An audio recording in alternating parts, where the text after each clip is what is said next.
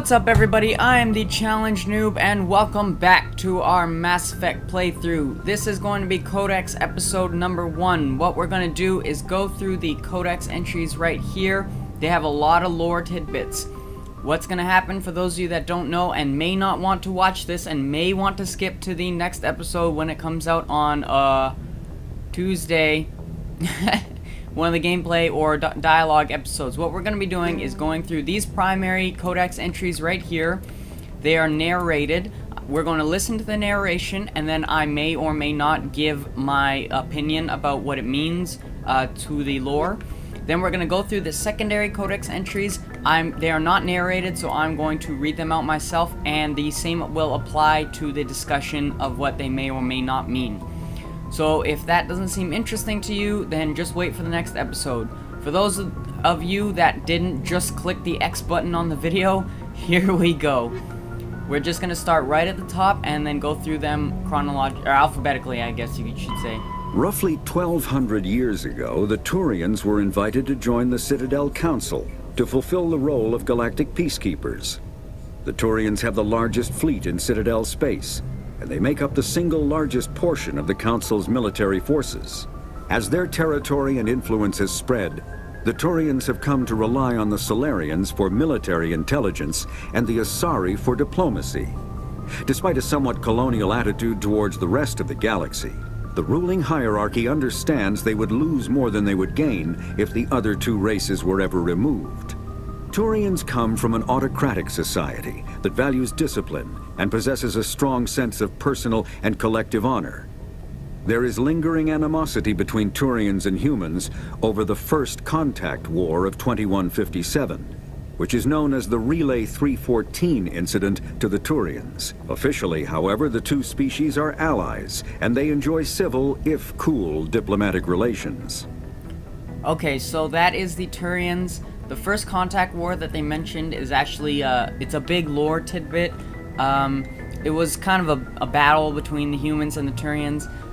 Essentially, the humans were trying to open up a relay, and then the Turians, as part of the council, see what the humans were doing, the Alliance, they would just open up any relay that they found, the mass relays. But the council, they didn't like that. They were like, well, no, you can only open up certain specific ones.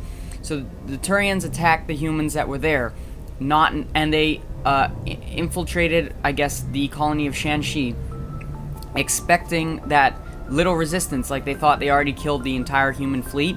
And then the Alliance came with a huge fleet and like blasted the Turians off, and then that was pretty much the First Contact War. It was a big old battle, and it caused some problems, but after that the humans essentially like joined the Citadel and stuff like that.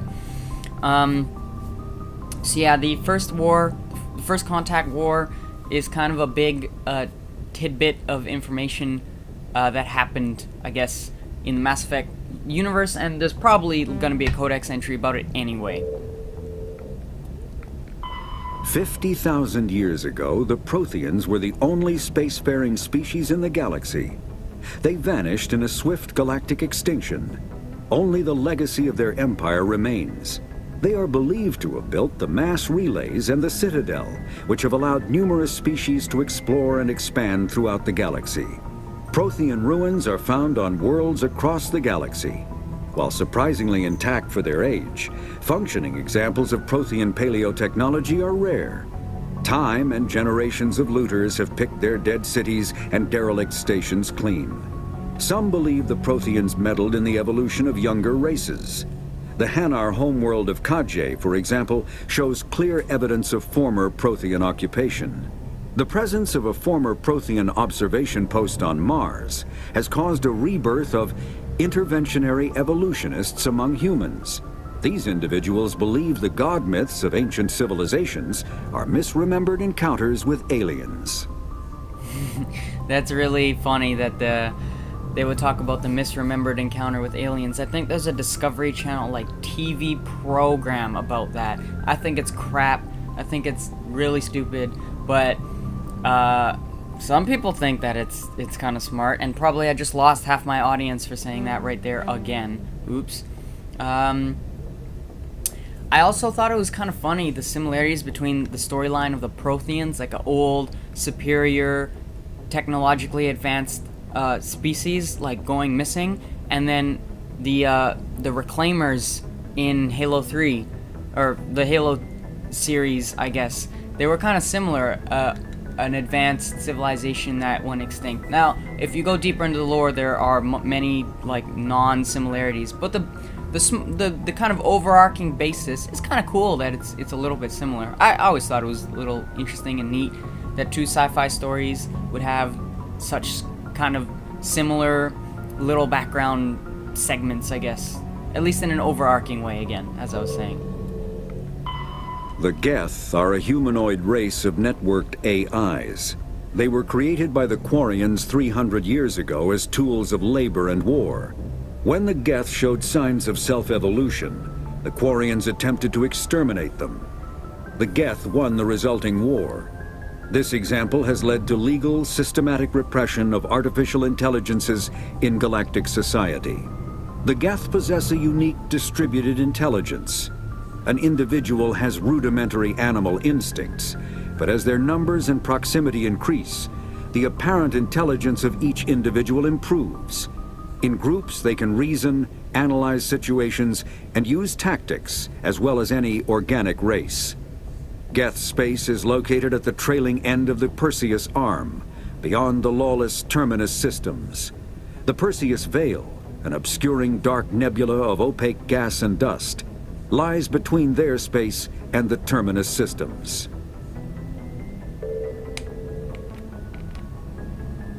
I have no comments for that one. After the Geth secure a location, they round up and impale dead and living bodies on mechanical spikes.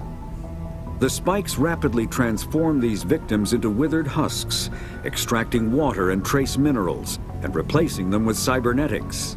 The cybernetics reanimate the lifeless flesh and tissue, transforming the bodies into mindless killing machines. Some Alliance soldiers refer to the husk-generating spikes as dragon's teeth, a reference to the mythological berserkers who sprang up from the earth wherever the teeth of the dragon Eris were planted. Dragon's teeth and husks bear little resemblance to other pieces of Geth technology.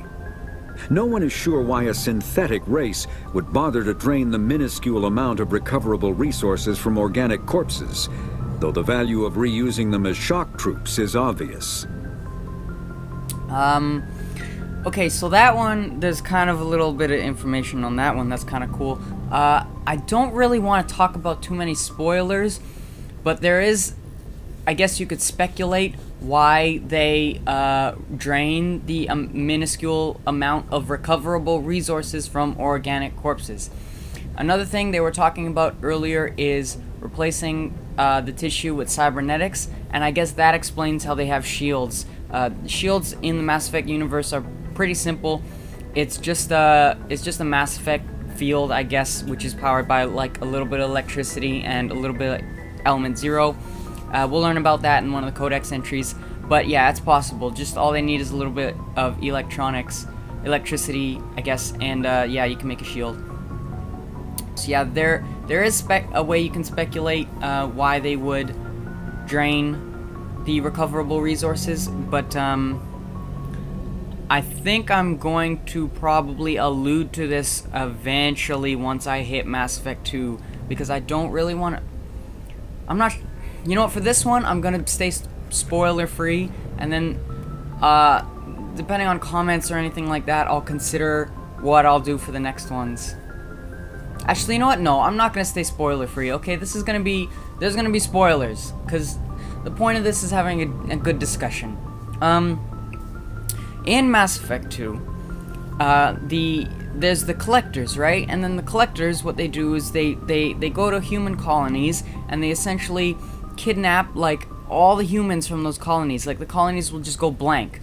And then those humans are essentially harvested, and then what's done with them is they're used to make, like, a half-organic, half-machine Reaper, essentially. They use, like, millions of the Reapers use millions of the old species or whatever to make like their own kind of Reapers.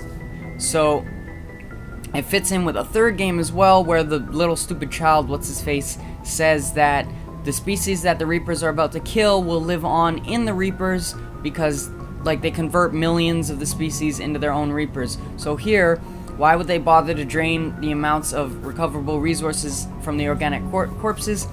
Well, it's so that they can essentially transport them to start building a Reaper, I guess. That's what I think it is, and it fits. The Citadel is an ancient deep space station, presumably constructed by the Protheans. Since the Prothean extinction, numerous species have come to call the Citadel home. It serves as the political, cultural, and financial capital of the galactic community. To represent their interests, most species maintain embassies on the Presidium, the Citadel's inner ring. The Citadel Tower in the center of the Presidium holds the Citadel Council Chambers. Council affairs often have far-reaching effects on the rest of the galactic community. 5 arms, known as the Wards, extend from the Presidium. Their inner surfaces have been built into cities, populated by millions of inhabitants from across the galaxy. The Citadel is virtually indestructible. If attacked, the station can close its arms to form a solid, impregnable shell. For as long as the station has existed, an enigmatic race called the Keepers has maintained it. And of course, anybody that has played the other 2 Mass Effect games knows that the Protheans didn't build the Citadel, and they know from the ending of this game, Mass Effect 1, what the Citadel specifically is for. I'm still caught up on whether I want it to be spoiler-free or not.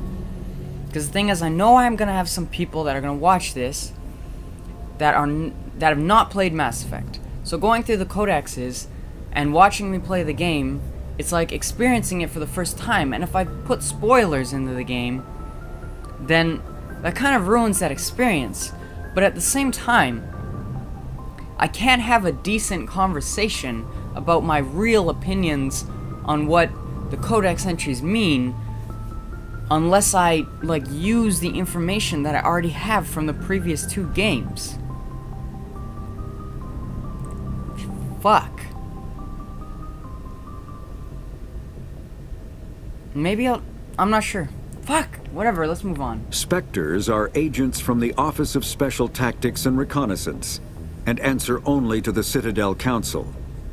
They are elite military operatives, granted the authority to deal with threats to peace and stability in whatever way they deem necessary. They operate independently or in groups of 2 or 3. Some are empathetic peacekeepers, resolving disputes through diplomacy. Others are cold-blooded assassins, ruthlessly dispatching problem individuals. All get the job done one way or another, often operating outside the bounds of galactic law. The Spectres were founded after the Solarians joined the Council. For many years they operated in secrecy as backroom problem solvers. Only after the Krogan rebellions did their activities become publicized. Assignment of a Spectre is less contentious than a military deployment, but makes it clear that the Council is concerned about a situation. Okay, I made my decision. I'm gonna do spoilers. Because, oops, I know that some people watching this have not played Mass Effect, but Mass Effect, the trilogy, is a humongous trilogy, and more people, I feel, will have played it than will have not, and I only think that the people really interested in the lore and hearing discussions about it will watch the Codex entry videos. So they'll already probably know everything about the Mass Effect universe. And the few people that I can think of that haven't played Mass Effect are probably not going to play it. The people that, at least that I can think of that I know for sure watch this video are probably not going to play it, and would find it interesting anyway for me to go into spoilers, because it still gives a wider analysis, I guess, of the information. So there you go, okay? There you go. Alright? Okay? Okay? Alright. Humanity's first contact with an alien race occurred in 2157. At that time, the Alliance allowed survey fleets to activate any dormant mass relays discovered, a practice considered dangerous and irresponsible by Council-aligned races. When a Turian patrol discovered a human fleet attempting to activate a relay, they attacked. One human vessel survived, retreating to the colony of Shanxi. The Turians followed, quickly defeating the local forces. Shanxi was occupied, the first and to date only human world to be conquered by an alien species. The Turians believed the handful of ships they defeated represented the bulk of human defenses, so they were unprepared when the Second Fleet, under Admiral Castany Drescher, launched a strong counteroffensive, evicting them from Shanxi. The Turians mobilized for full-scale war, drawing the attention of the rest of the galaxy. The Council quickly intervened, forcing a truce. Fortunately for humanity, the First Contact War was ended with a diplomatic solution. So yeah, that was just a better explanation of what I was talking about earlier. The Systems Alliance is an independent supranational government representing the interests of humanity as a whole.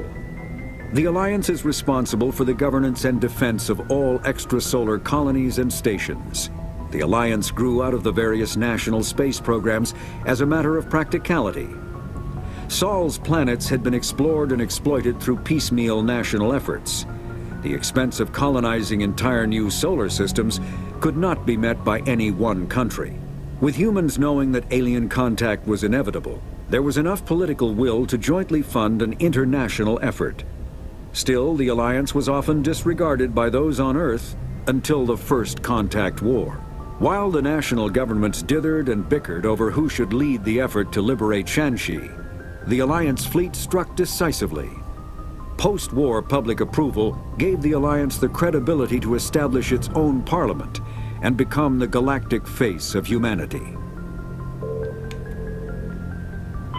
The Terminus Systems are located on the far side of the Attican Traverse, beyond the space administered by the Citadel Council or claimed by the Human Systems Alliance.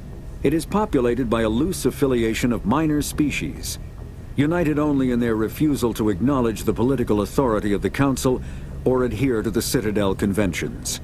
Their independence comes at a price. The Terminus is fraught with conflict. War among the various species is common, as governments and dictators constantly rise and fall. The region is a haven for illegal activities, particularly piracy and the slave trade. At least once a year, a fleet from the Terminus invades the nearby Attican Traverse. These attacks are typically small raids against poorly defended colonies. The Council rarely retaliates, as sending patrols into the Terminus systems could unify the disparate species against their common foe, triggering a long and costly war. And if you choose one of the different things for Shepard, I don't think it's Spacer. I think it's Ruthless, or whatever. It actually has to do with one of the raids from the Terminus systems, where they raided a colony, and then I think it was the Skillian Blitz. Yeah, they were like attacking, and then you went in if you chose Ruthless and attack them. If you on Mindwar, the colony on Mindwar, a little while later in Revenge. If you chose Sole Survivor like I did, then you fought essentially in the Skillian Blitz, and your whole team was wiped out, and then you survived.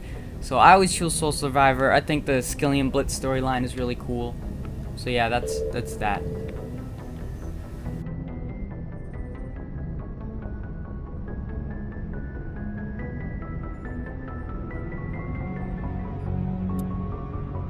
Combat hard suits use a dual-layer system to protect the wearer.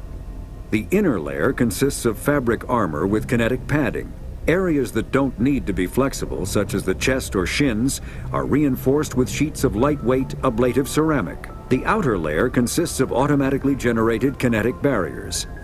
Objects traveling above a certain speed will trigger the barrier's reflex system and be deflected, provided there is enough energy left in the shield's power cell. Armored hard suits are sealable to protect the wearer from extremes of temperature and atmosphere. Standard equipment includes an onboard mini-frame and a communications, navigation, and sensing suite. The mini-frame is designed to accept and display data from a weapon's smart targeting system to make it easier to locate and eliminate enemies. Kinetic barriers, more commonly called shields, provide protection against most mass accelerator weapons. Whether on a starship or a soldier's suit of armor, the basic principle remains the same.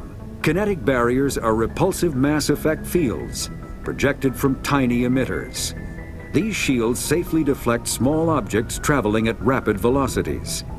This affords protection from bullets and other dangerous projectiles, but still allows the user to sit down without knocking away their chair. The shielding afforded by kinetic barriers does not protect against extremes of temperature, toxins, or radiation. Okay, so there's two things with the shields there. One has to do with Mass Effect, one doesn't. As I was saying during the earlier episode, when Saren shot Nihilus, the kinetic shields work automatically if something is going faster than a certain speed, although in the body armor one it said if there is still power left. So some people say that Nihilus was fighting, and he was fighting like Geth and crap, and then his shields went down, and then he saw Saren, and then Saren shot him, and his shields hadn't yet recharged. That's a possibility. Others say Saren put his gun right up against the back of Nihilus' head. I disagree with that, because the shield pretty much goes around, like, it's pretty form-fitting. So I think the shield going down one is more plausible, but I still don't agree with it, because the shields, like, they generally recharge pretty quick, but there's no way to know, and I don't know of any developer interviews or anything like that. If you have any theories about that, or if you just think that it was an accident, just let me know in the comments. I would totally like to talk about that, because I'm not 100% sure. I think it was an oversight, in my opinion. Anyway, the thing that doesn't have to do with Mass Effect has to do with a book that some of you may or may not have read, but it's a really good book. I totally recommend reading it. It's called Dune by Frank Herbert, and it's a pretty awesome book. Like, it's pretty awesome. It doesn't really have anything to do with Mass Effect, except in that book there's a shielding system where the aristocrats essentially have the same type of shields that they work against, like, fast-moving objects, but they don't work against slow-moving objects. So the main character in the book, like, if he's taught essentially how to fight, and you're taught to use, like, swords and shit, right? But you're taught a specific style that once you get close to your enemy, you slow down a little bit, you get past the shields, and then you go and hit them. Because, like, bullets don't work, so that's how you would kill people. And then later in the book, it was really cool, because these other dudes were teaching him how to fight again, like these new dudes that he met, these, like, wanderers or vagabonds. And then, like, he had good form and shit, but he kept slowing down when he was gonna hit them, and these people didn't have shields because they were vagabonds, they weren't aristocrats, and they just kept kicking his ass in the fight because he kept slowing down a little bit, and he knew that they didn't have shields, but it was already muscle memory. So that was really cool. I thought it was a really good book. You should definitely go read it. Like, go now. Anyway, that's it for the primary entries. Let's move on to the secondary entries. Personal history, the background of me, yay, noob. Born into a naval family, you spent your childhood on ships and stations. You moved from posting to posting as your parents were reassigned. You enlisted in the Alliance military yourself on the day you turned 18. You were on shore leave at Elysium when the first wave of the Skillian Blitz struck. A massive coalition force of slavers, crime syndicates, and Batarian warlords attacked the human colony, determined to wipe it out. You rallied the civilian inhabitants, leading them in their desperate fight to hold off the invaders. When enemy troops broke through the colony's defenses, you single-handedly held them off and sealed the breach. After hours of brutal fighting, reinforcements finally arrived and the enemy broke ranks and fled. Because of your actions, Elysium was saved, and you are regarded throughout the Alliance as a true hero. So that's my background, the Skillian Blitz. Always my favorite.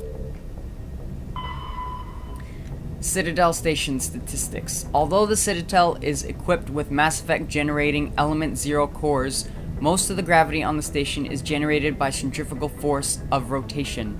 The centrifugal force of rotation, my bad. Centrifugal force kind of doesn't exist. It's just inertia, but it's just for sakes of everybody like being easier for everybody to understand. And there's some statistics.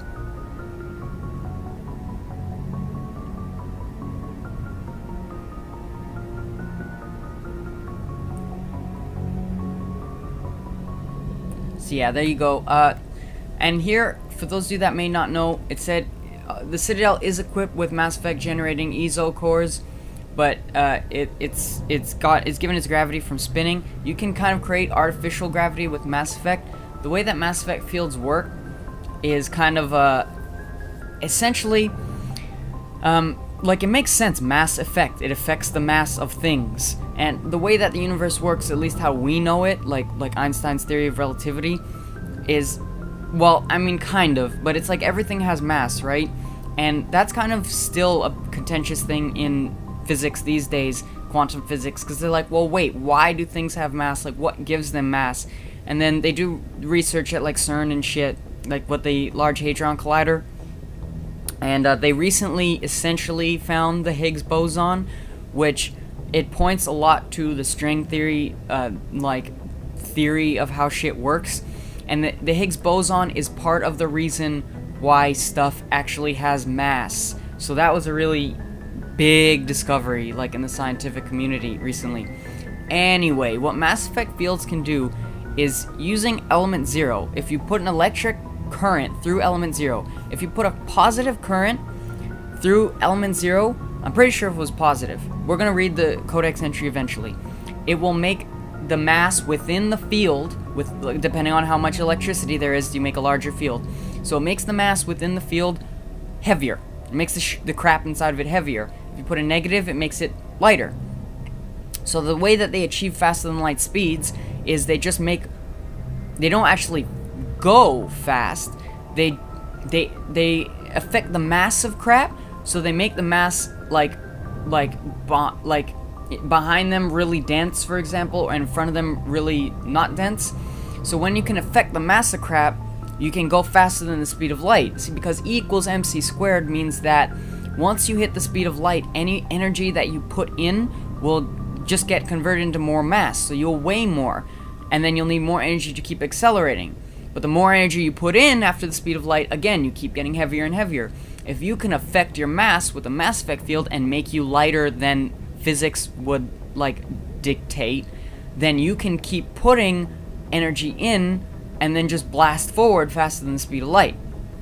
And Mass Effect fields, like, they do so much crap in this game. They launch bullets faster. They launch them faster because they make them super light so that they can go super fast, for example. They can make shit really hard, or they can make shields. You put a positive current, so you make it ultra dense, and you can make a shield. That's why the shields can go down, because of the reduced electricity. As you keep shooting them, it takes more and more electricity to keep the shields up, but you only have a limited amount inside of your suit. So that's kind of how the shields work, and there's a bunch of ways that you can use Mass Effect fields. You know, they can use the Mass Effect fields for medical purposes, for surgery. They can use it for mining purposes, because they can make ultra hard like tools that won't break down just using Mass Effect fields. So it's pretty neat. It's pretty cool. Mass Effect fields are super awesome. When you can affect the massive shit, you can do a lot of crap. Alright, Humanity in the Systems Alliance. Here's the timeline. I'm just gonna show it, and I'll stop on specific parts that I think are important.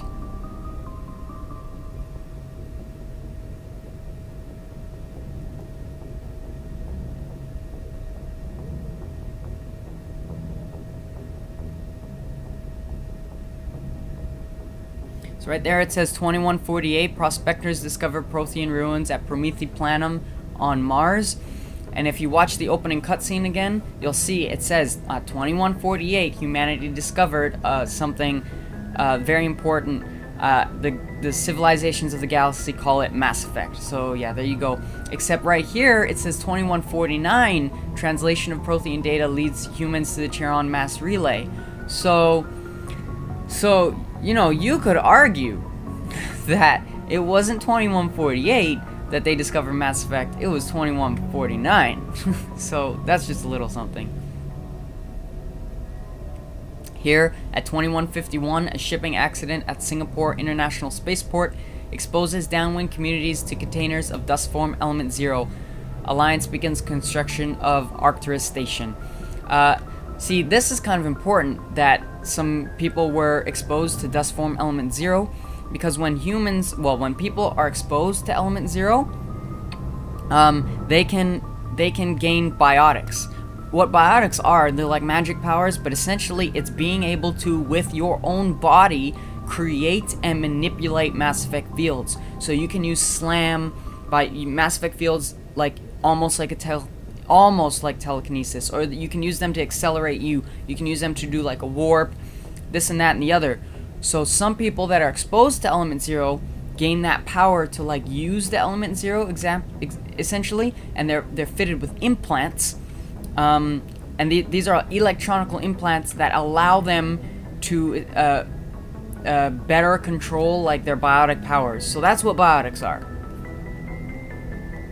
But unfortunately, also roughly 30% of the children born in Singapore after the EZO exposure suffered from cancerous growths. So that's kind of a oops. And we're born 2154, yeah! And then right here, 2156, just like I was saying, some children of Singapore exhibit minor telekinetic abilities. 2157 is the first contact war. And 2158, the humans learn the potential of biotics. There's a lot of potential there. An international effort to track Element Zero exposure begins, and this is a really low number. Roughly only 10% of exposed children show some level of biotic ability. And remember, 30% of those exposed born after the exposure, I should say, suffered from cancerous growths. So, oops. Is it worth it? Well, I'm not sure. Right there, 2170, the Batarian slavers attack the Alliance colony of Mindwar. So, that has to do with one of the background stories, but not the one that I chose. It's another one. I'm pretty sure it's Ruthless. The one that has to do with us is 76. Skillian Blitz, pirates and slavers attacked Elysium, the human capital in the Skillian Verge. My bad. I think this one has to do with it as well. Thresher Maws devour the Alliance colony of Akuz. I think if you choose one of them, you were there and Thresher Maws attacked and you're like the sole survivor or something, but I can't remember. But I know for sure that 2178, this one, is definitely Ruthless. In retaliation for the Skillian Blitz, an Alliance fleet wipes out an army of slavers on the moon of Torfin.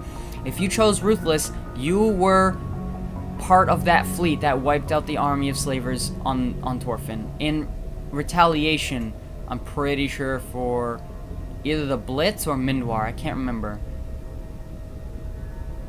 And it's 2183, that's the current date. Ships and vehicles, starship sensors, light lag, which means essentially light can only go a certain distance in a certain amount of time, and if you're going faster than the speed of light, then the light from somewhere else will lag, you know, before it hits you. It's not very fast. There's a lag. It prevents sensing in real time, essentially, at great distances. A ship firing its thrusters at the Charon relay can be easily detected from Earth, which is about 5.75 light hours away. But Earth will only see the event 5 hours and 45 minutes after it occurs. Due to the light speed limit, defenders can't see enemies coming until they have already arrived. Because there is faster-than-light travel and communications, but no faster-than-light sensors, frigates are crucial for scouting and picket duties. So you can be traveling faster than light and communicating with people in your fleet and stuff faster than light, but you can't actually know where your enemies are, so they need to have sensors and frigates and shit posted all over the place so they can know when the shit's gonna hit the fan and where people are at, where the enemies are at. So passive sensors are used for long-range detection, while active sensors obtain short-range but high-quality targeting data. Passive sensors include visual, thermographic, and radio detectors, and that watch and listen for objects in space. A powered ship emits a great deal of energy. The heat of the life support system, the radiation given off by the power plants and electrical equipment, the exhaust of the thrusters. Starships stand out plainly against the near absolute zero background of space. That's kind of interesting though, because the Normandy is equipped with a stealth system. And the way that the stealth system works is essentially, it takes all that radiation and that energy and stuff, and it recycles it back into the engines, I'm pretty sure. Essentially, it masks it. It masks the ship by like not letting any of that energy outside of the Mass Effect field. So that's pretty interesting. Where was I? Passive sensors can be used during faster-than-light travel, but incoming data is significantly distorted by the effects of the Mass Effect envelope and Doppler shift. Active sensors and radars and high-resolution LADARs, which is laser detection and ranging, that emit a ping, kind of like a dolphin, of energy and listen for return signals. LADARs have a narrower field of view than radar, but LADAR resolution allows images of detected objects to be assembled. Active sensors are useless, when a ship is moving at faster-than-light speeds. For obvious reasons, if you're moving faster than light, how can the ping of energy go hit something and then return to you? Because you're moving like faster than it can possibly ever return to you. Okay, weapon upgrades. The development of practical manufacturing Omni tools allows modern militaries a great deal of flexibility in equipment loadouts. A vast number of field modification kits or upgrades are available for common equipment such as weapons, armor, omnitools, biotic amps, and even grenades. An upgrade kit typically consists of less than a dozen unique parts and an optical storage disk. When loaded into an omnitool, the OSD provides all technical specifications required to manufacture the tools and additional parts necessary to install the upgrade onto another piece of equipment. Assembly is typically modular, and installation can be completed in less than a minute. Since Omni tools are designed to use common battlefield salvage materials such as plastics, ceramics, and light metals rendered into semi-molten Omni gel for quick use, it is quite possible for a trained soldier carrying upgrade kits to customize gear on the battlefield to fit the current tactical situation, which is neat. So that is it for this Codex video, excuse me. It's running pretty long. We ran 40 minutes for this sucker. There will be more. The next episode, however, will be a dialogue episode. There's going to be a little bit of dialogue right here on the Normandy, and then it's going to be dialogue on the Citadel. But that's going to be it for this episode. I appreciate you watching. Thank you very much. And stay tuned for more challenge videos. I'm the Challenge Noob. Take it easy, everybody.